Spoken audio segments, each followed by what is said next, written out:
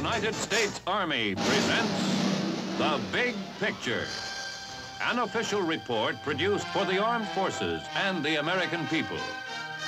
Now, to show you part of the big picture, here is Sergeant Stuart Queen. The United States Army is proud to focus the big picture camera on its sister service, the United States Navy. In telling the story of one of its most distinguished wartime leaders, Fleet Admiral Chester W Nimitz. The Nimitz story is not simply the account of an outstanding naval officer who rose to a position of greatness and honor. It is also the chronicle of our modern Navy, its coming of age, and its greatest triumph in the epic struggle for the Pacific during World War II.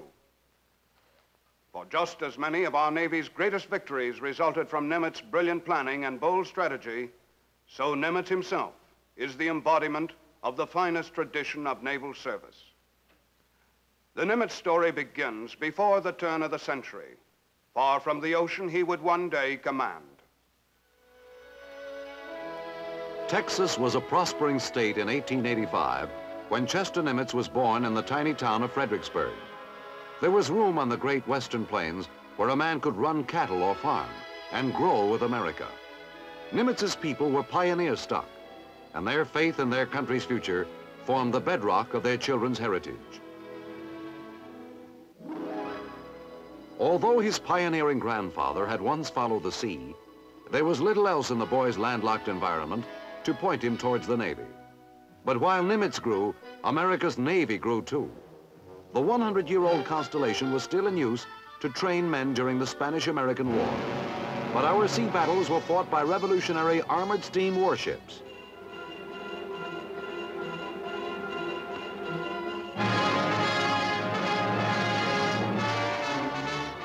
There were many spokesmen for the new Navy, not the least of them Theodore Roosevelt.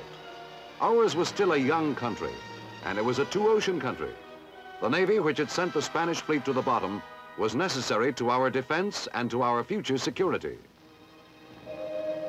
The year Teddy Roosevelt entered the White House, young Chester Nimitz entered the Naval Academy. The future fleet admiral had never seen an ocean when he journeyed east. But like all young men away from home, he soon became accustomed to his new environment. He learned the Navy from the keel up and grew to love the tough and demanding life he shared with his fellow midshipmen. The physical training was as rigorous as the bookwork. At a school where the traditions of Jones and Decatur, Porter and Dewey governed a midshipman's life.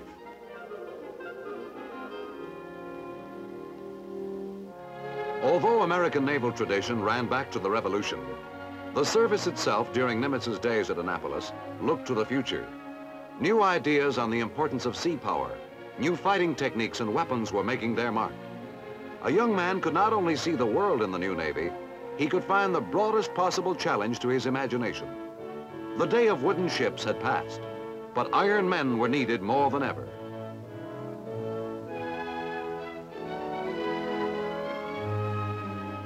Nimitz was graduated 7th in a class of 114. Regulations required him to serve 2 years at sea as a passed midshipman before becoming an ensign in the regular Navy.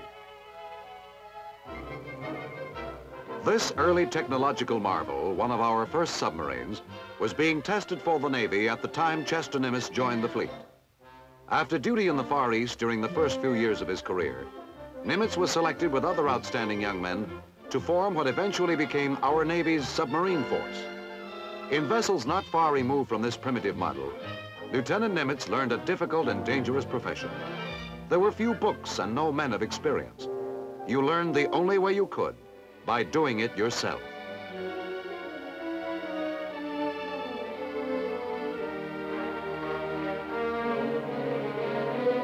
Lieutenant Nimitz wrote prophetically in a naval journal of 1912, "Improvement in the size, motive power, and speed of the submarine craft of the near future will result in a most dangerous offensive weapon." His prediction would be borne out by the importance of submarine action in the First World War. By 1918, Nimitz was one of the most experienced submariners in the service and a commander. But a broad and varied background was essential to a man's career in the complex Navy. and the best place to acquire it was the surface fleet. Nimitz, when a captain, went on to command major warships in the 20s and 30s, including the cruisers Chicago and Augusta. During these years, he had full opportunity to study the kind of sea and air operations which later proved so successful in the war against Japan.